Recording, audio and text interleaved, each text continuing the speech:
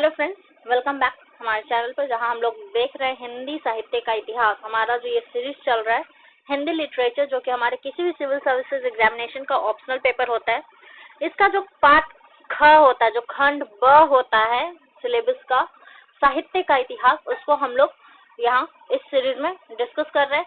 इसमें हमने अभी तक बहुत कुछ डिस्कस कर लिया। जिन्होंने पहले के वीडियोस नहीं देखे वो जरूर देखें, उनको पता चल जाएगा कि हमने और क्या क्या डिस्कस कर रखा है। और आगे आने वाले वीडियोस के लिए आप चैनल को सब्सक्राइब करना ना भूलें। तो चलिए आगे बढ़ते हैं हमारे आज के सिलेबस के साथ। और हमारा आज का जो सिलेबस है उसमें हम लोग कवर करने वाले हैं हमारा रासो साहित्य। आदिकाल का जो साहित्य है उसको हम लोग ऑलरेडी बहुत कुछ डिस्कस कर रहे हैं इसमें, और अभी जो हम लोग इसमें डिस्कस कर रहे हैं वो है रासो साहित्य। तो देखिए, रासो साहित्य की जब हम लोग बात करेंगे तो इसे आप यहाँ देख सकते हैं कि यहाँ रासो के बाद मैंने रास, रासो, रसायन लिखा है। ये इसलिए लिखा है कि कुछ लोगों का मत है, ये जो कुछ लोग हैं वो उस समय के जो विद्वान है, जो आचार्य है हमारे हिंदी साहित्य के, उनके अकॉर्डिंग हम लोग बात कर रहे हैं। तो उनमें से कुछ लोगों का मानना है कि ये जो रासो साहित्य है, इसका नाम रासो इसलिए है क्योंकि इसमें साहित्य का रस है, इसे रस से बहुत ही रसपूर्ण साहित्य है, इसलिए इसको रासो साहित्य कहा गया है। कुछ लोगों का कहना है कि रस का जो निचोड़ होता है, जितने तरह का निचोड़ हो सकता है, जितने तरह का रस हो सकता है, 9 रस होते हैं। वैसे जो लोग हिंदी साहित्य में ज्यादा इंटरेस्ट लेते हैं उन लोगों को इसका ग्रामर पार्ट पता होगा, तो उन्हें पता होगा कि हमारे हिंदी साहित्य में 9 प्रकार के रस हैं। तो ऐसा कहा जाता है कि रासो साहित्य में वो उन सभी रसों का योग है, उन सभी का संयोग है, तो इसलिए इसका नाम रासो साहित्य है, या इसको रसायन साहित्य भी कहते हैं।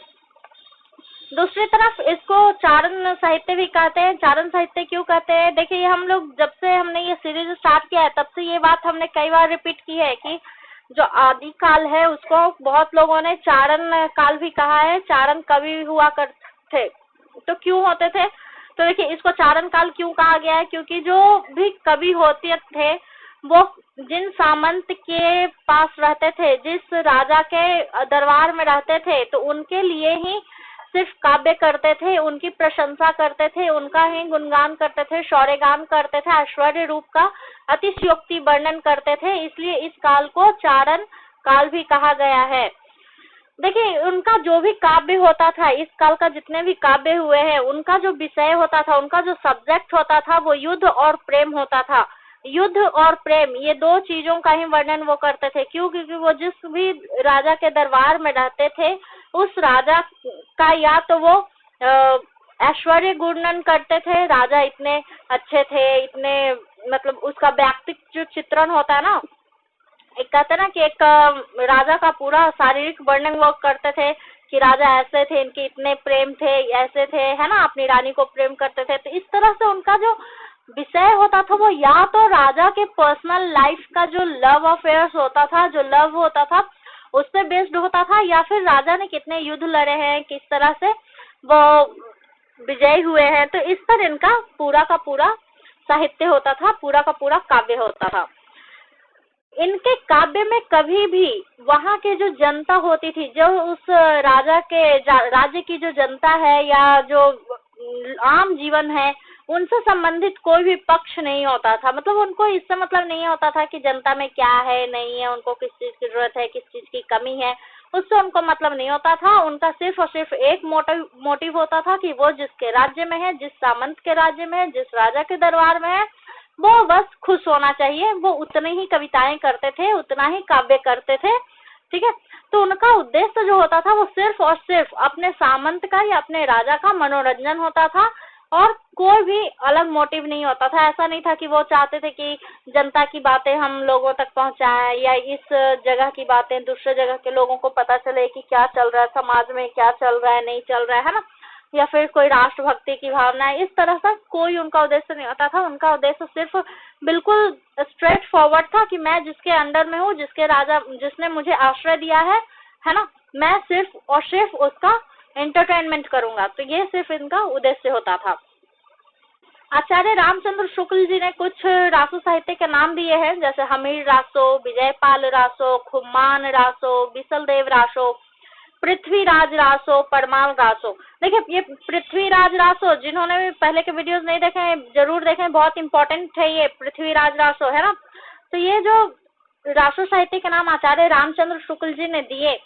तो देखिए एक्चुअल में क्या है कि जितने भी ये साहित्य मिले हैं, इस टाइम के जो साहित्य मिले हैं, रासो साहित्य जो है हमारे रासो काल का जो साहित्य है, उसमें दो चीज है। एक तो कि इनका टाइम पीरियड पता नहीं है, इसका जो समय है वो बहुत ही संदिग्ध है, एक्यूरेट टाइम पीरियड नहीं है। दूसरा कि जो कुछ भी लिखा है वो सच लिखा है या नहीं लिखा है, इस बात का कोई प्रमाण नहीं है, कुछ प्रूफ नहीं है। तो ये चीजें बहुत ज्यादा यहाँ मायने रखती हैं, क्योंकि जितने भी ये साहित्य प्राप्त हुए हैं वो अभी तक हम लोग उसको ऑथेंटिक मानकर नहीं चल रहे, क्योंकि अभी भी हमें उसके कुछ भी प्रूफ नहीं मिले, कुछ ऐसा ठोस कारण नहीं मिला है कि जो लिखा है, जो मिला है हम उस पर यकीन कर ले।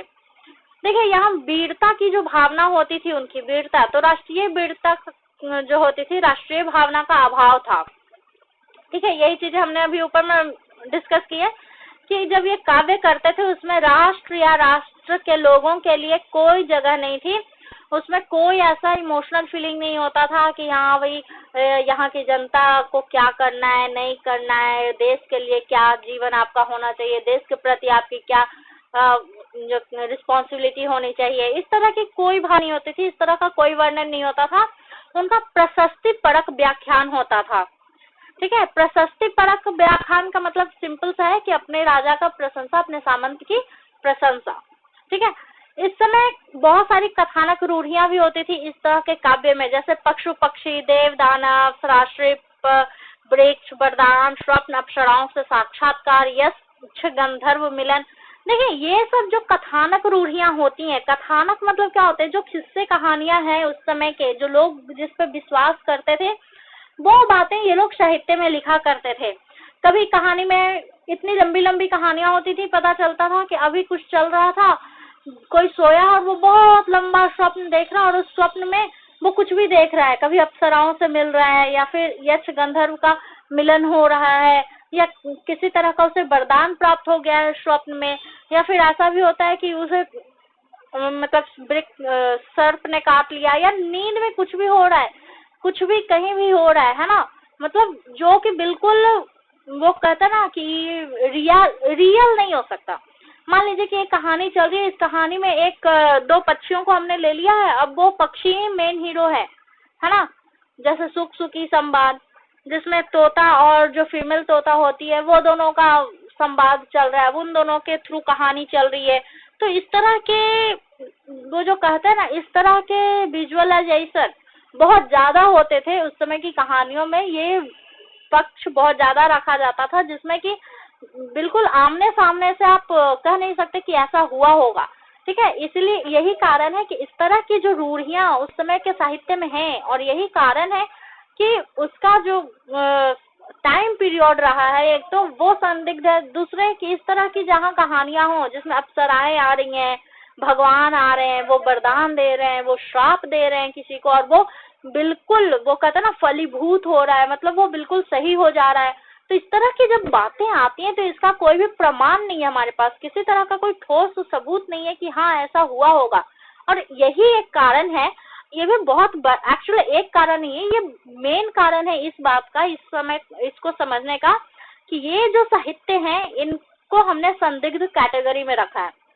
ठीक है, क्योंकि ये ऐसी बातें हैं जो आप मतलब आंख बंद करके विश्वास नहीं कर सकते। अगर आपको कोई कहे कि ऐसा हुआ, अरे वो कहानी आपने सुनी, उसमें भगवान आ गए थे, उन्होंने वरदान दिया, उन्होंने जो ये थे जो दानव थे उसका विनाश कर दिया, लोगों ने अपनी आंखों से देखा, तो इस तरह की बातें कहानियों में तो आप यकीन कर सकते, लेकिन रियल लाइफ में यकीन नहीं कर सकते। कर सकते क्या?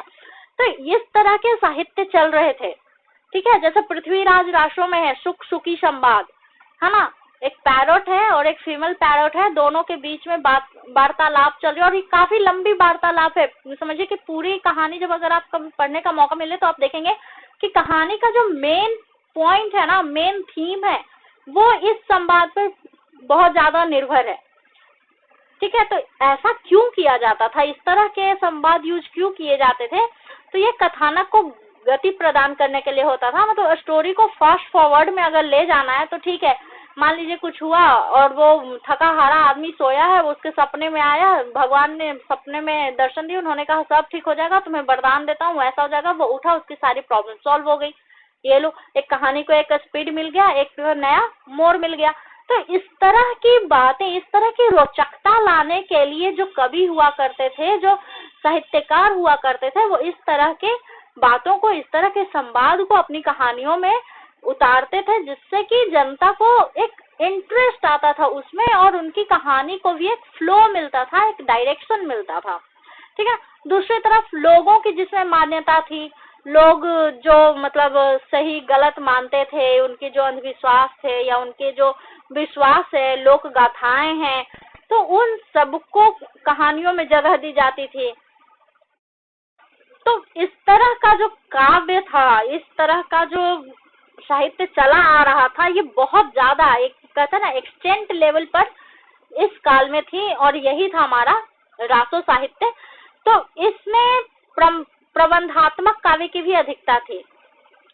प्रबंधात्मक मतलब ये अलग तरह के काव्य होते थे, ठीक है, जिसमें जैसे कि आप देख सकते हैं युग युग के जो कथानक है, तो उसमें बहुत पहले की बात है, कब की बात है नहीं पता, बट बहुत पहले की बात है, हजारों वर्ष पूर्व की बात है, बट वो 1000 वर्ष पूर्व कौन सी सदी रही होगी वो नहीं पता।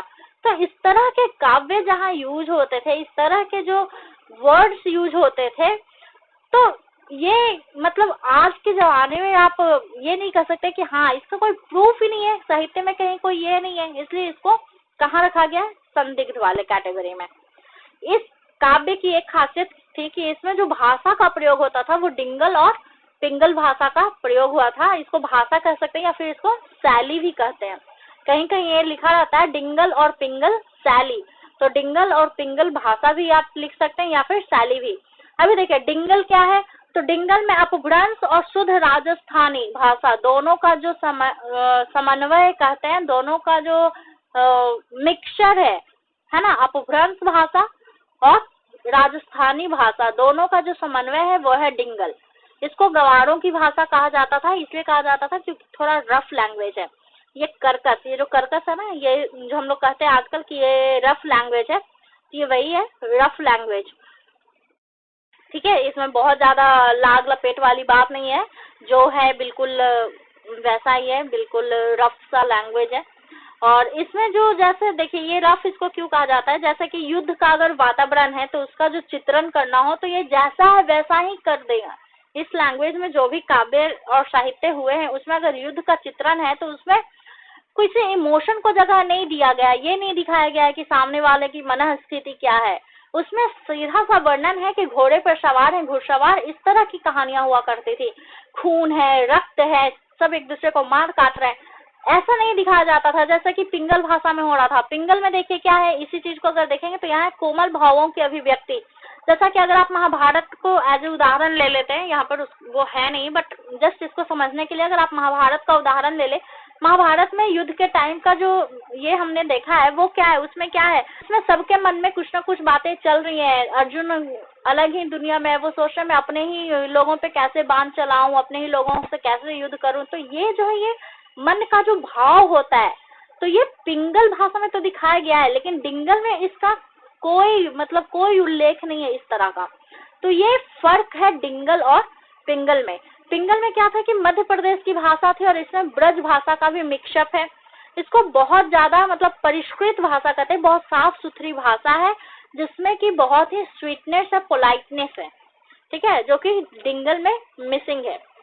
तो चलिए इसके बाद जो है इसमें जो शब्दावली है, शब्दावली जो कहते हैं, जो वर्ड्स यूज हुए हैं वो मिश्रित है, मिक्सचर है, कहीं तत्सम है, कहीं तद्भव है, देशज विदेशज जिसको अरबी फारसी कहते हैं, तो हर तरह के शब्द यूज हुए हैं। ऐसा नहीं है कि कोई एक तरह के शब्द, कोई एक तरह की भाषा प्रयोग में लाई गई है, तो ऐसा नहीं है। इसमें छंद की अगर बात करेंगे तो वो भी बहुत ज्यादा डिफरेंट यूज हुए, जैसे कवित, तोमर, गाद्य, आर्य, रोला, आटा। तो ये सब छंद के प्रकार हैं। जिन्होंने भी छंद पढ़ रखा होगा उनको पता होगा कि ये छंद क्या होते हैं, और जिन्होंने नहीं पढ़ रखा है वो थोड़ा वेट करें, हमारी नई सीरीज आ रही है जिसमें हम लोग जो हमारे हिंदी साहित्य का ग्रामर पोर्शन है उसको कवर करने वाले हैं। तो आगे हम लोग डिस्कस करेंगे विद्यापति जी को। तो चलिए मिलते हैं अगले वीडियो में, तब तक के लिए चैनल को लाइक करें, सब्सक्राइब करें, कमेंट करें, शेयर करें। Bye bye.